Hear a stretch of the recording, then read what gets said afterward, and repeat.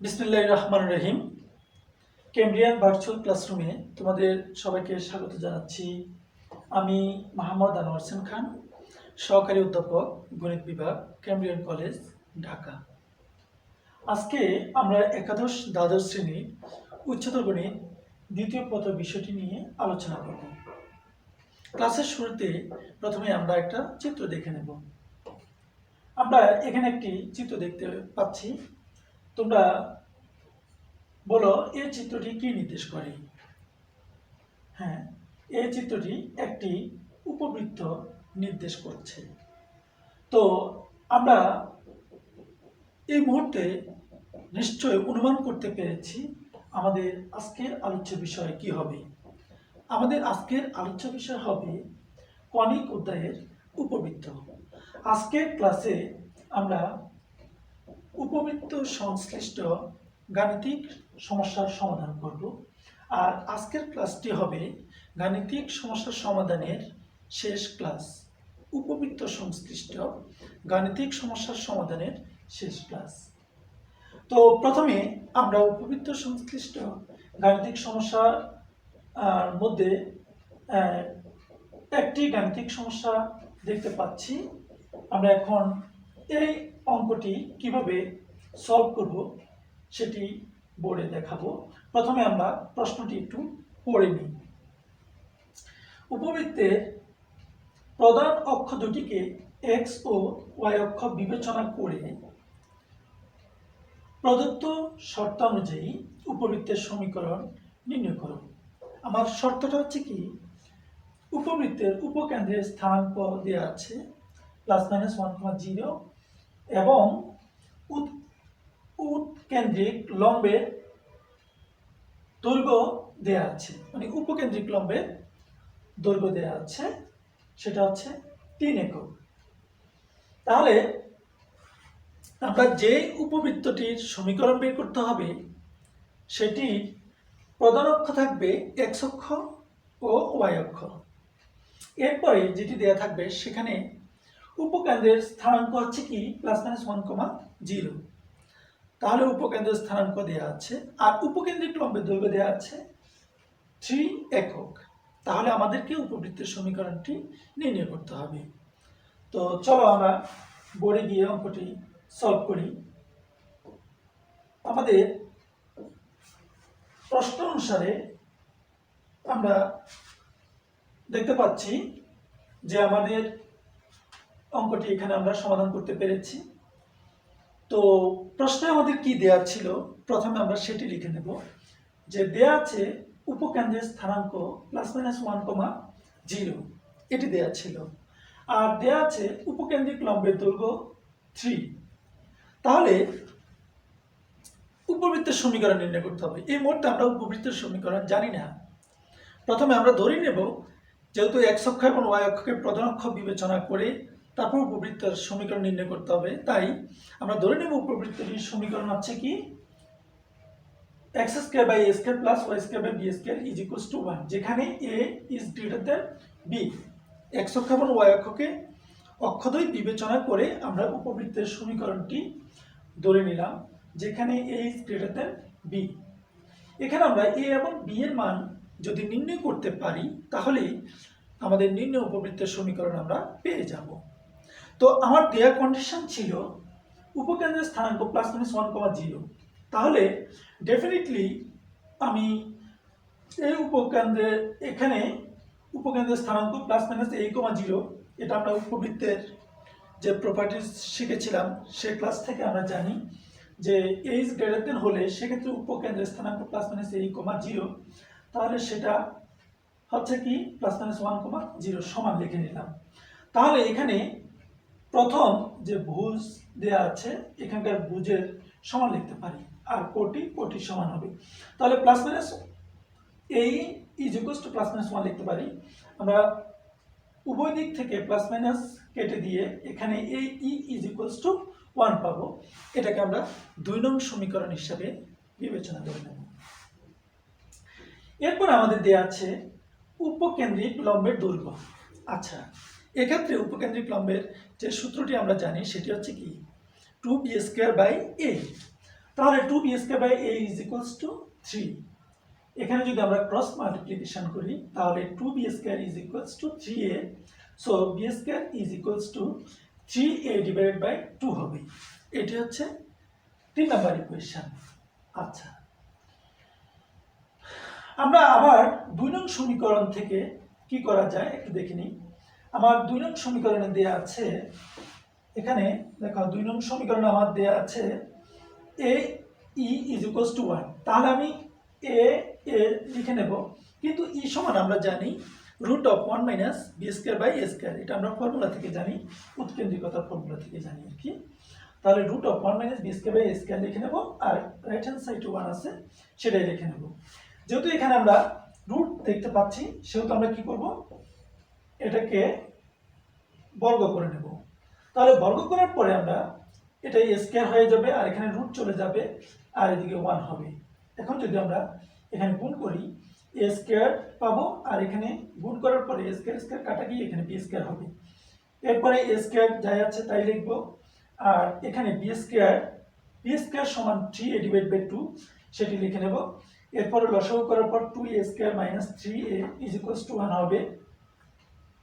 এরপর 2a² minus 3a is equals two 2 হবে, just cross multiplication করে।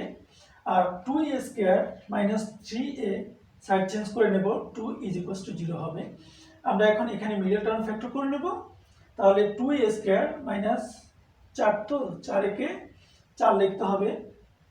তাহলে এখান থেকে 2a যদি কমন নিই a মাইনাস 2 হবে, আর এখান থেকে 1 কমন নিই a মাইনাস 2 হবে। তাহলে a minus 2 then 2a plus 1 is equals to 0। তাহলে এখানে a minus 2 is equals to 0 হবে। তারপর আমরা a ইজ ইকুয়াল টু 2 পাবো, অথবা 2a plus 1 is equal to 0 হবে, যেখানে a is equals two minus half. কিন্তু a এর মান মাইনাস হাফ এটি গ্রহণযোগ্য নয়, কারণ আমরা জানি a হচ্ছে কি, এটা হচ্ছে বৃহৎ অক্ষের দৈর্ঘ্য মিন করে, আর b বলতে হচ্ছে কি ক্ষুদ্র অক্ষের দৈর্ঘ্য মিন করে। সো এটা দৈর্ঘ্য কখনো নেগেটিভ হয় না, এজন্য আমরা এখানে a is equals two minus half এটি গ্রহণযোগ্য হিসাবে আমরা নিতে পারি না। তো a ইজ ইকুয়ালস টু এখানে 2 পেয়েছি। এখন a ইজ ইকুয়ালস টু 2 যদি আমরা এখানে 3 নং সমীকরণে বসিয়ে দিই, তাহলে b² ইজ ইকুয়ালস টু 3, এর মান হচ্ছে 2, আর নিচে আছে 2 ক্যান্সেল হয়ে b² ইজ ইকুয়ালস টু 3 পাবো। তাহলে আমাদের টার্গেট হচ্ছে কি, আমাদের টার্গেট হচ্ছে a এবং b এর মান আমরা বের করে নেব। তাহলে এখানে a এর মান পেয়েছি 2, আর এখানে b² মান হচ্ছে 3। তাহলে আমরা যদি 1 নং সমীকরণে a এবং b এর মান বসাই দিই, তাহলে সেখানে পাচ্ছি x² divide by a², that means কি 2টা 4 হয়ে যাবে, আর y² ডিভাইড বাই b² হচ্ছে 3। তাহলে আমরা আলটিমেটলি পেলাম x² divide by 4 plus y² divide by 3 is equals to 1। এটাই কিন্তু উপবৃত্তের সমীকরণ নির্দেশ করে। তাহলে এটি হচ্ছে আমাদের এই গাণিতিক সমস্যার সমাধান। এভাবে আমরা আমাদের বইয়ে এই নিয়মের যে সমস্ত অঙ্ক আছে সবগুলো আমরা একই নিয়মে সলভ করে নেব। এরপরে এখানে মূল্যায়নের জন্য আমি ভেরি সিম্পল একটা গাণিতিক সমস্যা রেখেছি, এটি তোমরা নিশ্চয় করতে পারবে। এখানে বলা আছে পি এর মান কত হলে এত উপবৃত্তটি এত বিন্দু দিয়ে যাবে, আর উপবৃত্তটির উৎকেন্দ্রিকতা ও উপকেন্দ্রের অবস্থান নির্ণয় করতে হবে। তো আমি একটু ক্লু দিয়ে দিচ্ছি অঙ্কটা তোমরা কিভাবে করবে। এখানে প্রথমে এটা হচ্ছে আমার কি উপবৃত্ত, আমি একটু কালার চেঞ্জ করে নিই, কালার চেঞ্জ করে তারপর তোমাদের অঙ্কটি দেখিয়ে দিচ্ছি। এখানে তাহলে আমার এটি হচ্ছে কি উপবৃত্তের সমীকরণ, আর উপবৃত্তটি এই বিন্দু দিয়ে যাবে।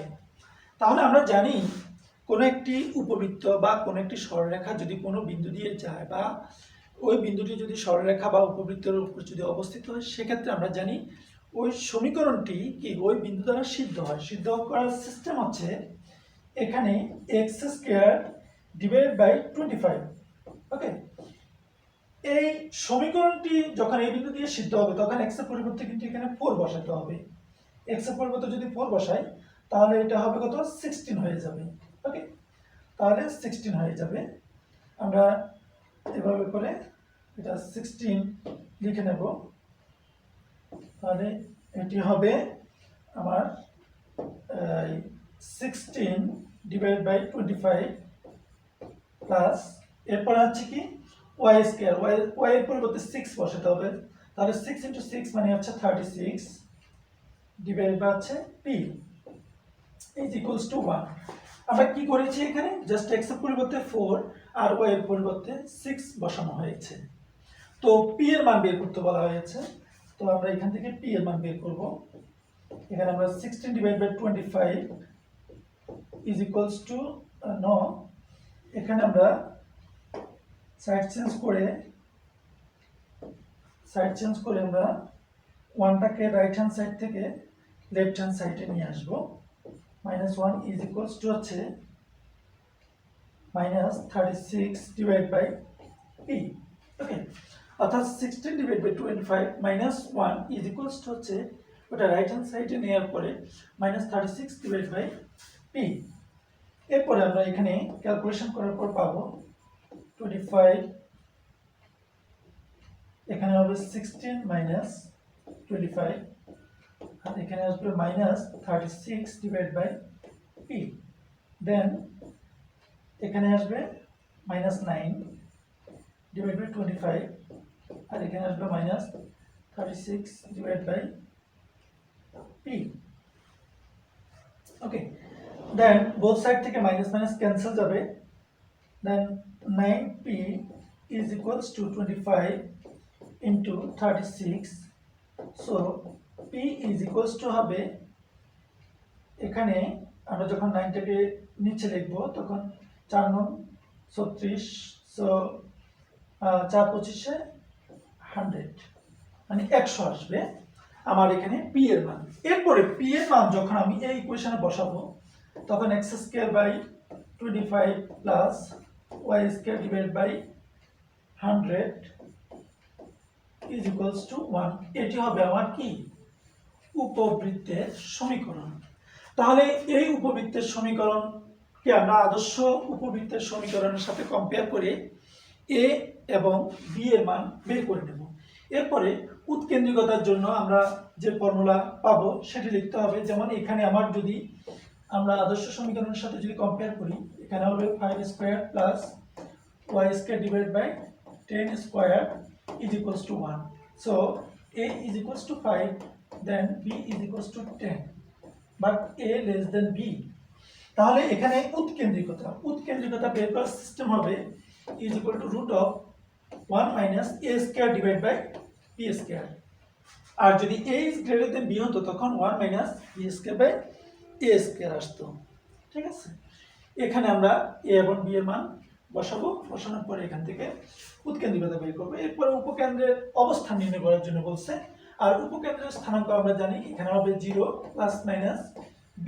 জাস্ট এখানে মান বসানোর পরে আমরা এখানে উপকেন্দ্রের অবস্থান নির্ণয় করতে পারবো। দ্যাট মিন্স উপকেন্দ্রের স্থানাঙ্ক বের করে নিতে পারবো।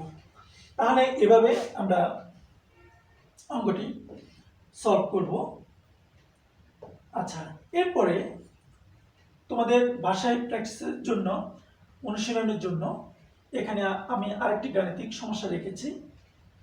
এখানকার প্রশ্নটি হচ্ছে উপবৃত্তের প্রধান অক্ষ দুটিকে x অক্ষ ও y অক্ষ বিবেচনা করে প্রদত্ত শর্তানুসারে আমাকে উপবৃত্তের সমীকরণ নির্ণয় করতে হবে যার উপকেন্দ্র দুটির মধ্যকার দূরত্ব হচ্ছে 8 ও দ্বিঘাক্ষ দুটির মধ্যকার দূরত্ব হচ্ছে 18 একক।